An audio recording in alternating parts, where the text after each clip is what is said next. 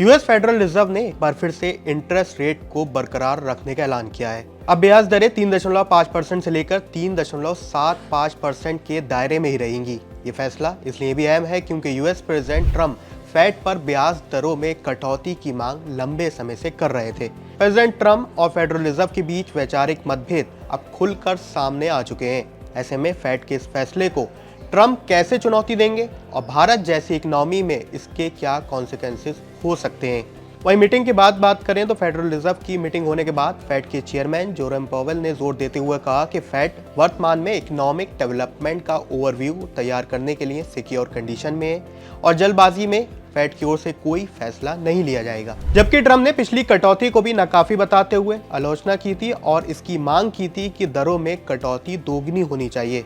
दरअसल interest rate को कम करने के पीछे ट्रंप इसलिए भी पीछे पड़े हुए हैं क्योंकि ट्रंप का मानना है कि अगर इंटरेस्ट रेट कम होंगे तो लोगों को सस्ता लोन मिल सकेगा, कंपनी आसानी से पैसा उधार लेकर बिजनेस बढ़ा सकेंगी, आम लोगों को भी सस्ते लोन और कार लोन का सहारा मिलेगा। जब लोग ज्यादा खर्च करेंगे तो अमेरिका में इकोनॉमिक बूम आएगा और ट्रंप इसे अपनी पॉलिटिकल विन के तौर पर देख रहे हैं। इसके अलावा यूएस पर इस समय $38 ट्रिलियन का कर्ज भी शामिल है। ये ट्रंप को बेहद सता रहा है क्योंकि जब ब्याज दरें ज्यादा होती हैं तो सरकार को उस कर्ज पर ब्याज चुकाने में ही अरबों डॉलर खर्च करना पड़ते हैं।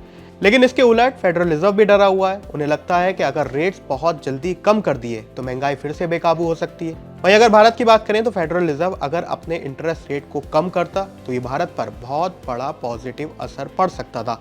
इंडियन शेयर मार्केट और एफडीआई के लिहाज से फेड का फैसला बेहद अहम होता है। दरअसल जब भी अमेरिका में पैसा रखना कम फायदेमंद हो जाता है तो इस स्थिति में कम इंटरेस्ट रेट की वजह से कमाई वहां पर इन्वेस्टर्स की कम होती है, तो दुनिया भर के निवेशक अपना पैसा यूएस मार्केट से निकालकर भारत जैसे डेवलपिंग देशों में पैसा लगाते हैं।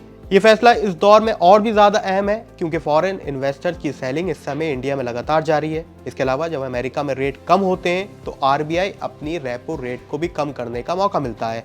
इसका सीधा मतलब है कि लोन सस्ते होते हैं और आपकी ईएमआई भी कम होती है। डॉलर के मुकाबले रुपए भी मजबूत होता है जिससे ओवरऑल आम आदमी को भी फेड के फैसले का सीधा फायदा मिलता है अगर आरबीआई इसको फॉलो करे। वहीं इसके अलावा आरबीआई ने 2025 में कई बार रेपो रेट को कम किया था, 1.25% की कमी की थी।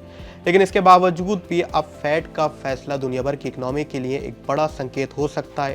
ट्रंप और फेड के बीच की लड़ाई आगे जाके और भी बढ़ सकती है क्योंकि 2026 में ही अमेरिका में मध्यवर्ती चुनाव होना है। उससे पहले फेड और ट्रंप की खींचतान दुनिया भर की इकोनॉमी के लिए काफ़ी महत्वपूर्ण रहने वाली है। इस पर आपकी क्या राय है हमें कमेंट सेक्शन में ज़रूर लिखें।